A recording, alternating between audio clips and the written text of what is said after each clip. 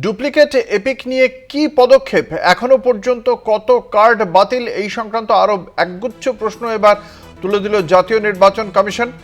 রাজ্যের মুখ্য নির্বাচনী আধিকারিকের কাছে প্রশ্ন। আপনারা সকলেই জানেন গত 27শে ফেব্রুয়ারি এই প্রশ্নই তুলেছিলেন মুখ্যমন্ত্রী মমতা বন্দ্যোপাধ্যায়। তারপরে দেখতে পাওয়া গিয়েছিল পশ্চিমবঙ্গ এবং হরিয়ানা এই দুটি রাজ্যেই একই এপিক নাম্বারে একাধিক কার্ড রয়েছে এবং সেই কারণেই হরিয়ানা এবং পশ্চিমবঙ্গের ওই একই এপিক নাম্বারে থাকা কার্ডগুলিকে বাতিল করার সিদ্ধান্ত নেওয়া হয় এবং জাতীয় নির্বাচন কমিশনের পক্ষ থেকে একথাও জানানো হয় যে ইউনিক এপিকের বিষয়ে তারাও চিন্তাভাবনা করছেন।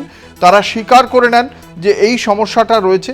একই এপিক কার্ড একাধিক এপিক নাম্বার একাধিক রাজ্যের জন্য থাকায় সেক্ষেত্রে ভোটদানের ক্ষেত্রেও কিছু কারচুপির সম্ভাবনা পুরোপুরি উড়িয়ে দেওয়া যায় না এবং তারপরেই সর্বদলীয় বৈঠকেরও কথা বলা হয় নির্বাচন কমিশনের পক্ষ থেকে এবং ডুপ্লিকেট এপিক নিয়ে এবার পদক্ষেপের কথা বলা হলো যে কি পদক্ষেপ করেছে এই বিষয়ে রাজ্যের মুখ্য নির্বাচনী আধিকারিক এবং তার পাশাপাশি জেলাগুলির সঙ্গে কথা বলে কি পদক্ষেপ, তাদের কি নির্দেশ দেওয়া হয়েছে এবং এই বিষয়ে 31শে মার্চের মধ্যে সবিস্তার রিপোর্ট জমা দিতে হবে জাতীয় নির্বাচন কমিশনকে।